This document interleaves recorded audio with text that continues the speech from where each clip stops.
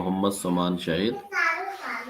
I am graduate from UET Lahore and now I chat GPT with for remote jobs. Tell me, ChatGPT, what does the future of remote work look like in the next decade? Absolutely. Over the next decade, remote work is likely to become even more integrated into we can expect advances in technology like virtual reality and augmented reality to make remote collaboration more immersive. Also, hybrid work models will likely become the norm, blending in-person and remote work. Plus, companies focus more on results and productivity rather than traditional office hours. It's definitely an exciting shift. How has technology made remote work more accessible? Technology played a huge role in making remote work accessible. High-speed internet and cloud computing allow people to access files and collaborate in real time from anywhere. Video conference tools like Zoom and Microsoft Teams make virtual meetings seamless. Project management platforms like Asana and Trello teams organize and track progress. Plus, advancements in cybersecurity ensure that remote work is safe and secure. All these factors together really transform the landscape. What skills are most important for success in remote jobs?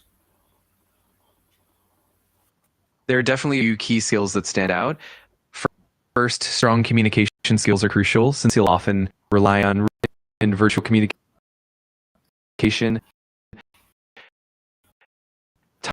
Time management and self-discipline also essential. Discipline and adaptability are important too because we need to handle challenges independently.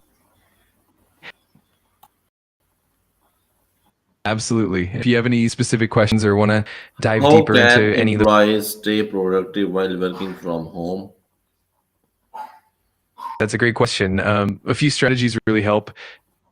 Setting up a dedicated workspace, minimize distractions, and keeping a consistent routine helps maintain focus.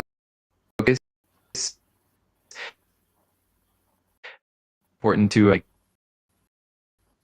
task managers and time trackers can keep things organized. What are the biggest challenges remote workers face daily?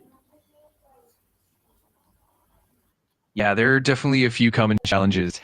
One big one is isolation and loneliness, since you miss out on in-person social interactions.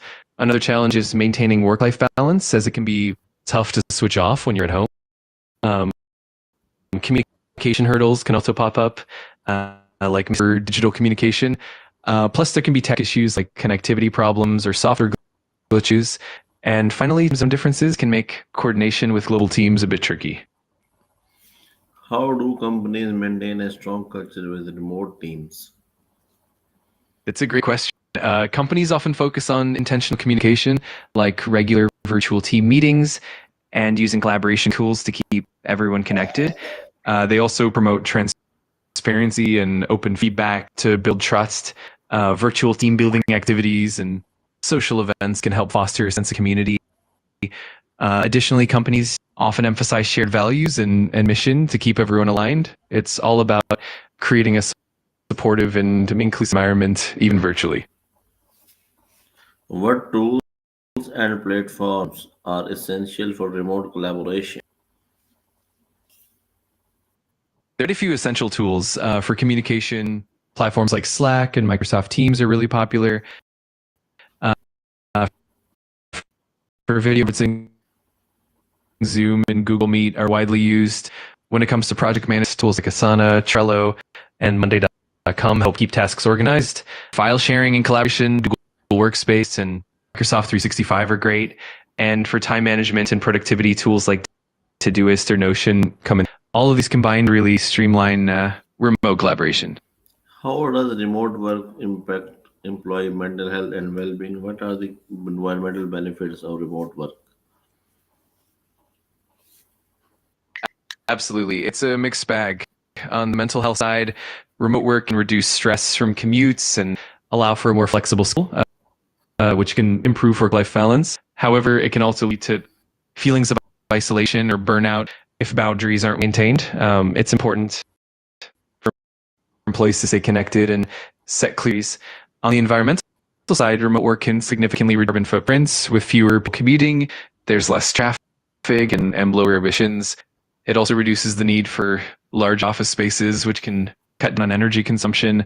Overall, it's definitely a positive impact on the environment. Employees balance work and personal life remotely. Balancing work and personal life remotely definitely requires some intentional habits. One key approach is setting clear boundaries, like having a dedicated workspace and defined working hours so you can mentally switch off at the end of the day. Taking regular breaks and stepping away from the screen helps too. It's also beneficial to schedule personal time, just like you would a meeting. Staying connected with family and friends is important. And also making time for hobbies and exercise can really help maintain that balance. Overall, it's about being mindful and intentional with your time. What are the long term effects of remote work on urban development? That's a really interesting topic. In the long term, remote work can lead to a decentralization of populations. We less congestion in major urban centers as people move to suburban or rural areas, which can help reduce pressure for structure and housing. This shift could also promote more balanced economic growth across different regions, not just big cities.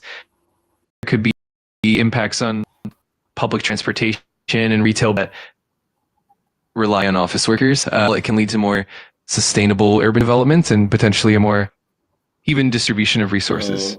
How can remote workers avoid burnout and isolation? Great question. To avoid burnout, it's important for remote workers to set clear boundaries between work and personal time, consistent schedule, and taking regular. It's also helpful to stay connected with colleagues through virtual coffee chats or team building activities to combat isolation. Engaging in hobbies, physical activity, and maintaining social connections outside of work are also really important. And don't forget to prioritize self-care and seek support when needed, whether that's through professional counseling or just talking to friends and family. How can new graduates prepare for a remote first workforce? That's a great topic. For new graduates, building strong digital communication skills is key. So being comfortable with tools like Slack, Zoom, and project management platforms is important. Time management are also crucial since remote work requires you to stay organized and proactive. It's also helpful to develop a strong sense of independence and problem-solving skills. Networking virtually is also important. So with virtual networking events and LinkedIn can help.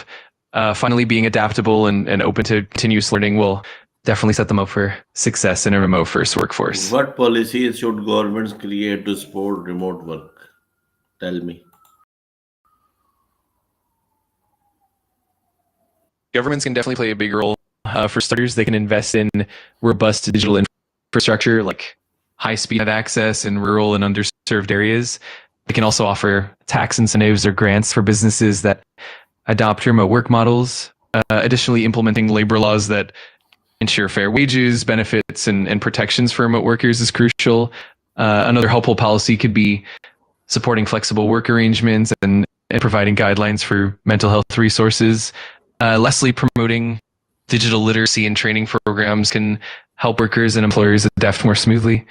Overall, a combination of infrastructure, legal frameworks, and support programs can make a big difference. How will automation and AI define remote job roles? What mindset shifts are needed to thrive in the remote future of work? This is my last question, ChatGPT. Absolutely. And that's a great to thrive in a remote future. Adopting a growth mindset is crucial, meaning being open to continuous learning and adapt as well as strong